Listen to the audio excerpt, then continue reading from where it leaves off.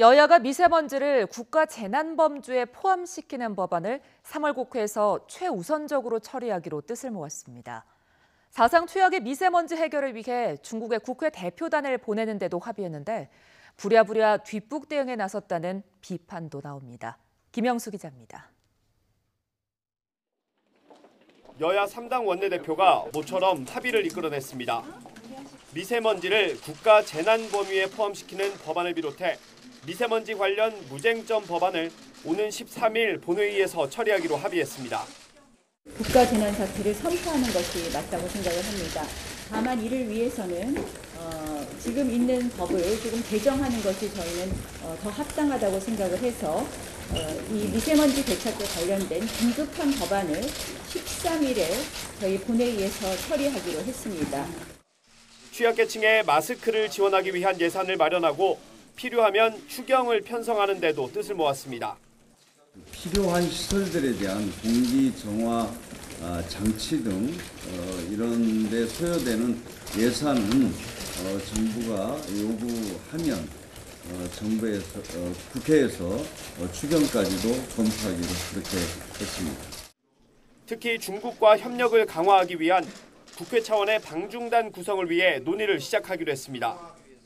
심각한 미세먼지 대책과 관련한 한국과 중국의 외교 협력을 강화하기 위해서 정부 차원뿐 아니라 국회 차원의 대책도 마련하고 방중단을 구성하기로 합의했습니다. 중국발 미세먼지가 주요 원인이라는 데는 공감한다는 건데 속내는 크게 엇갈립니다.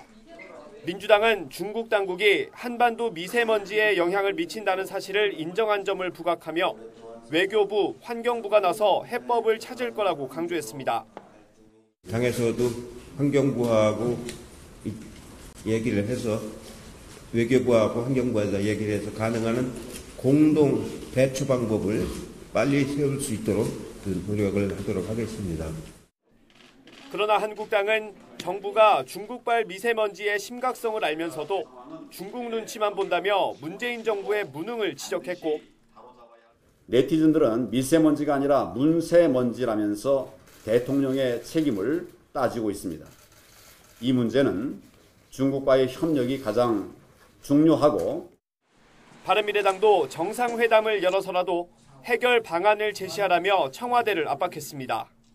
대통령이 일자리위원회 위원장이신데 일자리위원회 위원장은 그만두시고 미세먼지 대책위원회 만들어서 대책위원장을 맡아야 될 겁니다.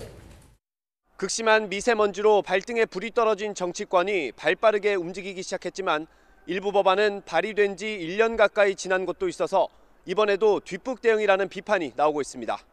YTN 김영수입니다.